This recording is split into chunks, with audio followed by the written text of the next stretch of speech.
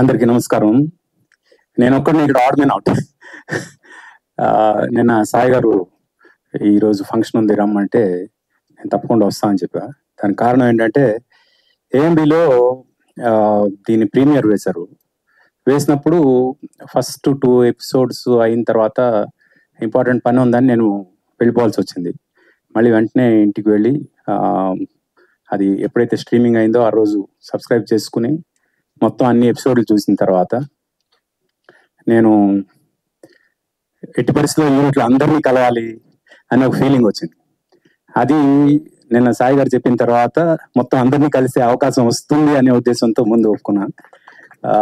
That is one reason. రెండోది ఏంటంటే ఆ రోజు అంత ఏదో వర్క్ ఉందని వెళ్ళిపోయిన వాడిని ఈరోజు చాలా ఇంపార్టెంట్ రికార్డింగ్ ఉంది, అది మధ్యలో ఆపి వచ్చాను ఇందరిని కలవడానికి. ఎందుకంటే దిస్ ఈజ్ సంథింగ్, ఈ వెబ్ సిరీస్ అసలు కథే లేదండి, జీవితం ఉంది. అసలు మన లైఫ్ని మన కళ్ళ ముందు అర్థం పెట్టి చూపించినట్టు అనిపించింది నాకు. ఫస్ట్ నేను వాసుకి గారి గురించి చెప్పాలి. మేడం, ప్రతి పిల్లలు వాళ్ళ మదర్ని మీలో చూసుకుంటారు ఈ సినిమా తర్వాత, ఈ సిరీస్ తర్వాత. ఎందుకంటే ఇట్ వాజ్ సో న్యాచురల్. ఎందుకంటే ఆ ఉప్మా సీన్ దగ్గర నుంచి స్టార్ట్ చేసి మీరు ఆ స్టీల్ డబ్బా, స్టీల్ సామాన్లు కొనే దగ్గర, ప్రతి దగ్గర కూడా your such a natural artist. అంటే యువర్ ది మామ్ అంతే. నా చిన్నప్పుడు మా అమ్మ సీరియస్లీ. తర్వాత శివాజీ గారు అంటే మాకు బయట చాలా పరిచయం ఉన్నా ఆయన గురించి చాలా మందికి చాలా అభిప్రాయాలు ఉండేవి.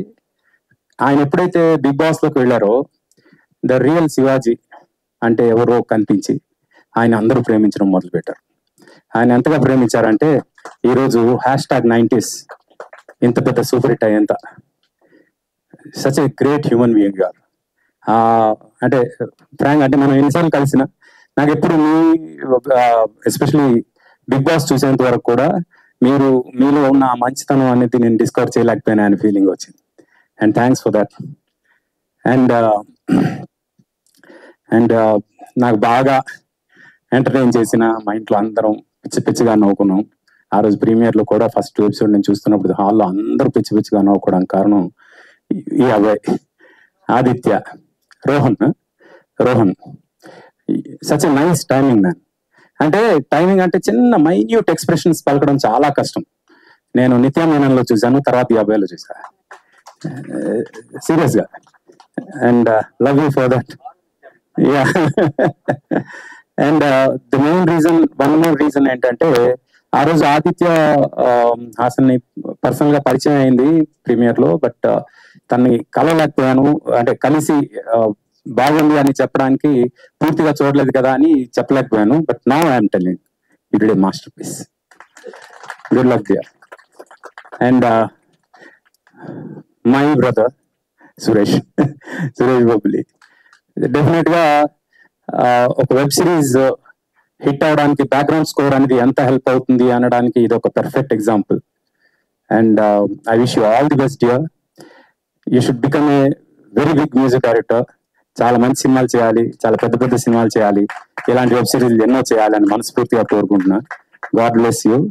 అలాగే మా సాయి కృష్ణ గారు, అలాగే నితిన్, వీళ్ళ టీం ఏదైతే ఉందో they have been working very hard for ETV win.